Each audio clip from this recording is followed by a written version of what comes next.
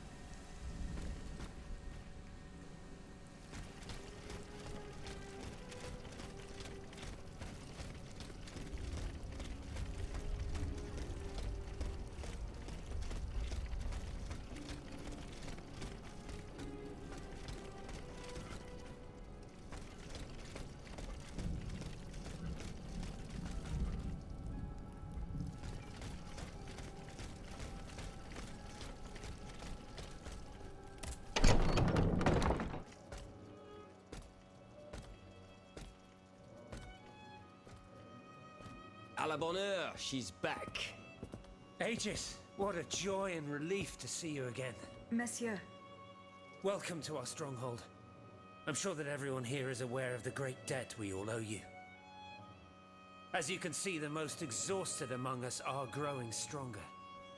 While the most determined are already planning our counterattack. I did not expect to see you all together. 4 days ago, the representatives of the Third Estate gathered in a tennis court. They swore not to separate until they had established a constitution for the nation. But that was not the only oath we swore. All the honorable men who were at Versailles, representatives and patriots, members of the Club Breton, secretly swore to meet here if they were dispersed. You, Aegis, have allowed them to gather once again. Though unfortunately many are missing, we still have hope. Why did you choose to meet in this convent? It was my idea. Voyez-vous, I stay here whenever my obligations bring me to Paris. No other retreat inspires such peace and contemplation. Et puis, truth be told, this building has always felt like a fortress to me. Just look at how thick these walls are. For 2 whole days, the patriots in the quarter consolidated the outer walls to make it an impenetrable citadel. No automat has broken through our defenses yet.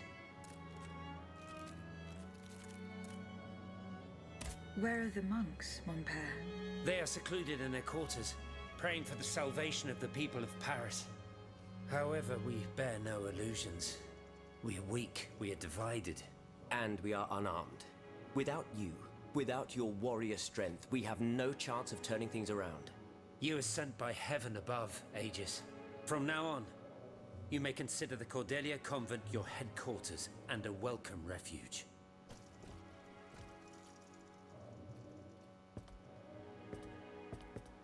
We must speak, you and I, in private, if you please. Monsieur de Lafayette must not hear a word of what I'm about to tell you. What do you mean? You all seem to be certain that I will use my strengths to serve your cause. Are you forgetting that I have a task to accomplish? Not at all, madame. We all know and support your plan to free Monsieur de Vaucanson. That is why I've taken the time to think of a way for you to get to the Bastille. I am listening. There is a patriot in Paris whose pamphlets have aroused Monsieur de Lafayette's ire. His anger is so strong that the poor man had to disappear to escape arrest. I know that he is secretly hiding in the quarries in Montmartre. A labyrinth he is said to know like the back of his hand. If anyone can help you navigate the obstacles that keep you from the Bastille, it is the elusive Monsieur Marat. Very well. I will go and find him.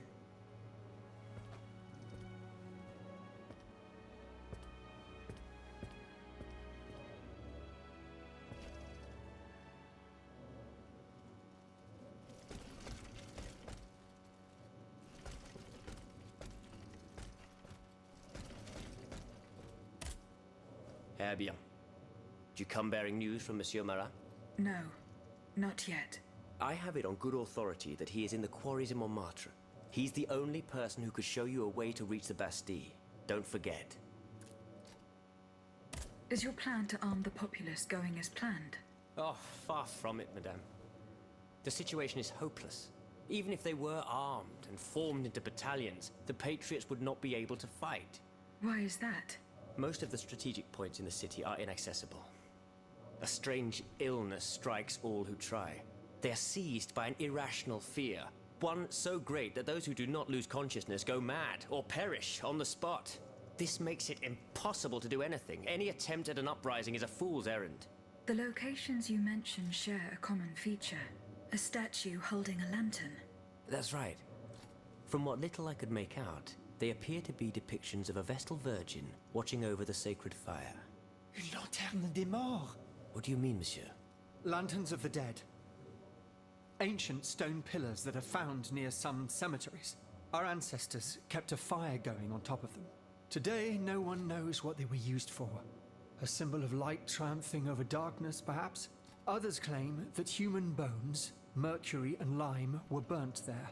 Some odious sorcery that was meant to entrap the tormented souls that wandered around the burial grounds.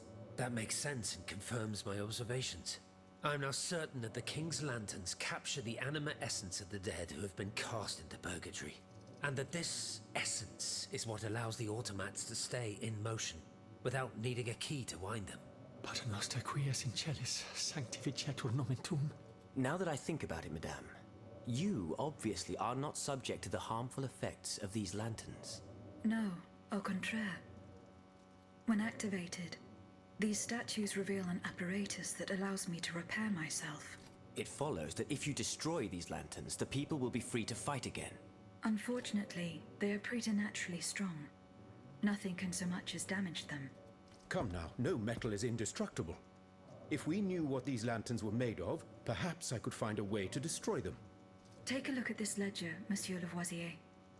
It contains a list of metals. I found it by the factories, near Vaucanson's workshop. Let's see. Steel, molybdenum, very good. Tiens, donc, tungsten and zirconium. This master blacksmith knows his trade. These metals can be used to make the strongest alloy imaginable, as long as you have a fortune to invest. For that, our clockwork tyrant knows no bounds.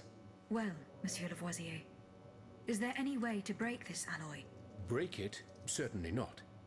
But a mineral acid could change its structure. Melt it, perhaps. I would recommend sulfuric acid, or vitriol, if you prefer to use its common name. Where can I obtain some vitriol? I had some, but my laboratory at l'Arsenal was ransacked. I can't tell you any more than that. You should ask my colleague, Monsieur Bailly. He uses similar substances in his research.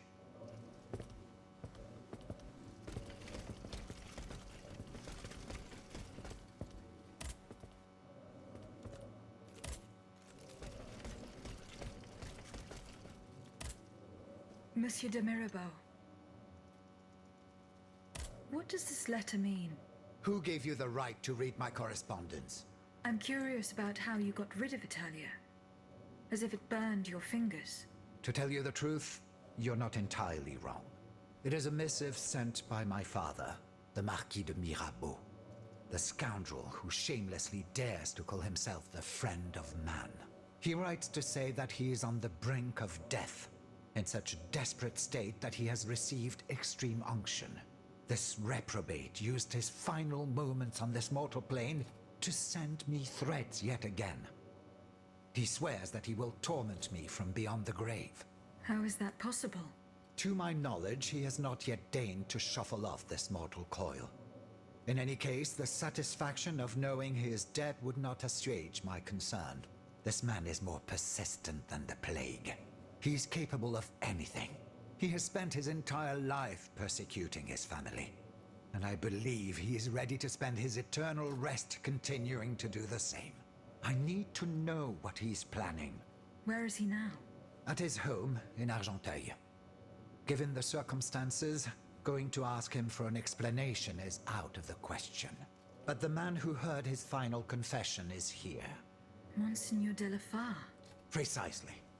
Only this confounded shaveling refuses to tell me a word of what the old dragon confided to him. He stubbornly insists on the secrecy of confession. Bon sang. Will we ever be rid of these damned superstitions? Aegis, would you be so kind as to intercede with the bishop? Perhaps you will be able to make him change his mind.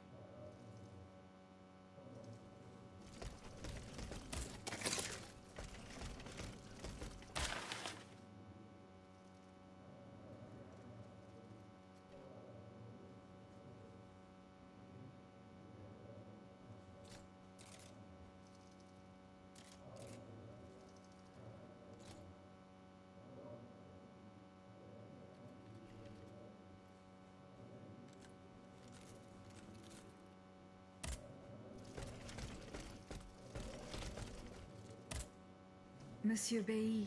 Ah, mademoiselle. I am very pleased to find you here with us within the shelter of these walls.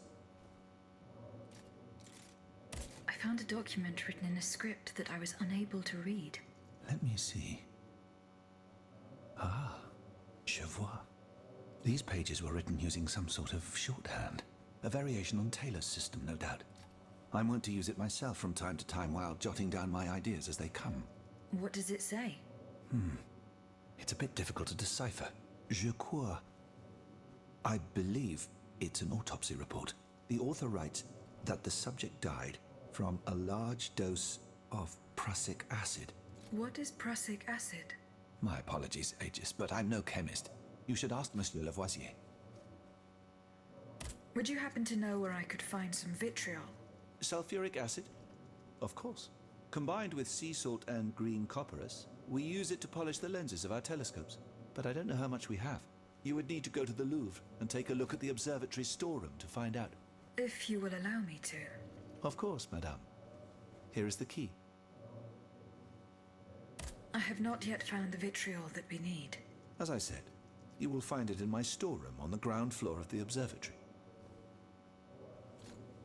I have not yet found the vitriol that we need. As I said, you will find it in my storeroom on the ground floor of the observatory. Goodbye, Monsieur B.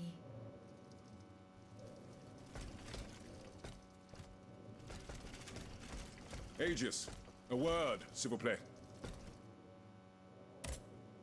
Monsieur Raymond. Aegis, we are very pleased to see you again.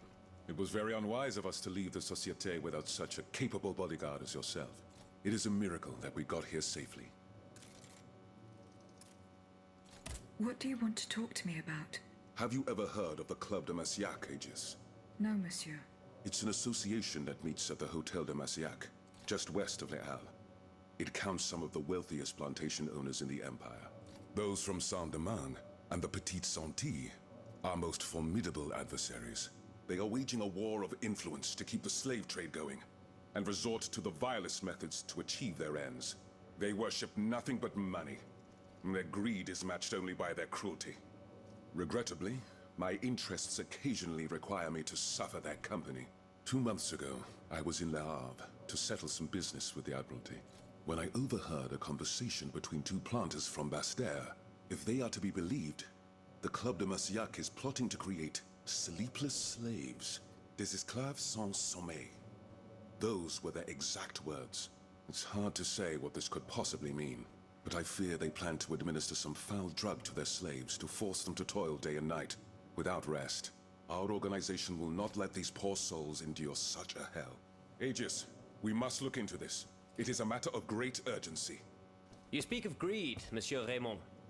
But could you enlighten us as to what makes you any different from the planters you condemn? What exactly do you accuse me of, Monsieur de Robespierre? S'il vous plaît, do tell. Do you not also exploit the labor of these poor souls yourself on your indigo plantation? I fight every minute of every day to improve their condition. No one would have the audacity to deny this. If that's the case, then why wait? Free them. You preach abolition, yet you continue to line your pockets at their expense. The truth is, you refuse to upend the established colonial order because your entire fortune depends on it. It's easy to criticize from atop Mount Olympus, Maximilian.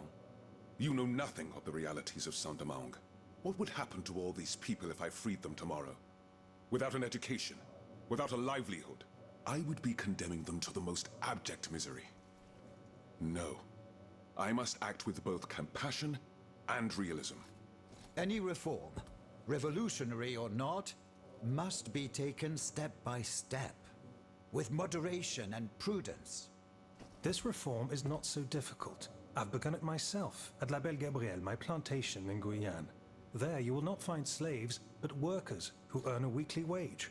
And my plantation is no less profitable. Ah, yes, profit. Because that's the most important thing. Don't you see, the law of nature gives every man the right to cultivate his own land. Monsieur, calm yourselves. I implore you. Now is no time to quarrel. What Monsieur Raymond has related to us is extremely worrying. We must find out more about this plot to create sleepless slaves as quickly as possible. Aegis, you are the only one who stands a chance of making it to the Hôtel de Massiac alive.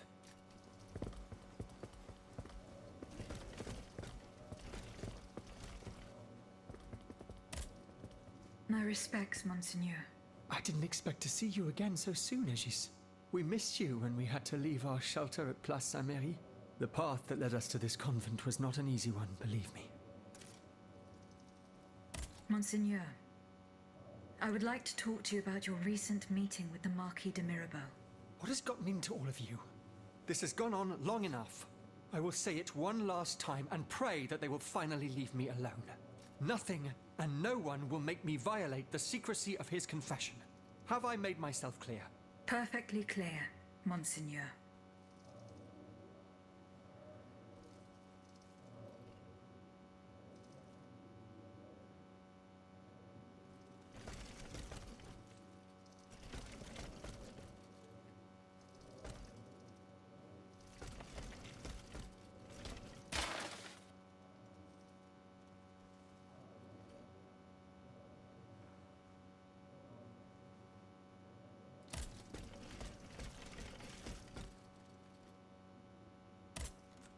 Monsieur le Marquis. I'm listening, Aegis. Goodbye, Monsieur le Marquis.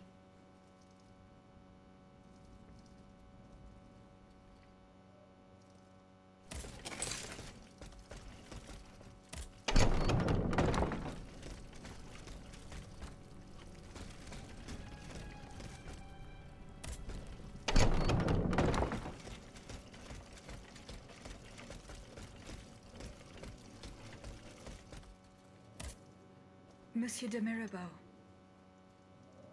Alas, the bishop stubbornly refused to reveal anything. Damn it. I need to know what my rogue of a father is up to. Let me think. In light of the cartload of threats he sent me, it's safe to wager that my sister and mother received similar letters. They may even have already suffered his revenge. However, my sister lives in Grasse in the south of France. Unless a messenger rode 100 horses to death, she could not have received this letter. Then there is my poor mother. If you ask me, I will go to find her. Yes, it's very kind of you to offer. But I couldn't even tell you where she is staying. Your own mother? Indeed.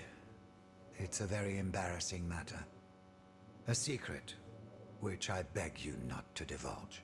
I can be discreet. Rest assured. Very well. You should know that my mother, the Countess of Covey, has lost everything. Truly. First her fortune, then her faculties. No matter what I tried, nothing could prevent her decline. It is said that she is now living on charity, in the most abject poverty in the slums of the Marais. If perchance your past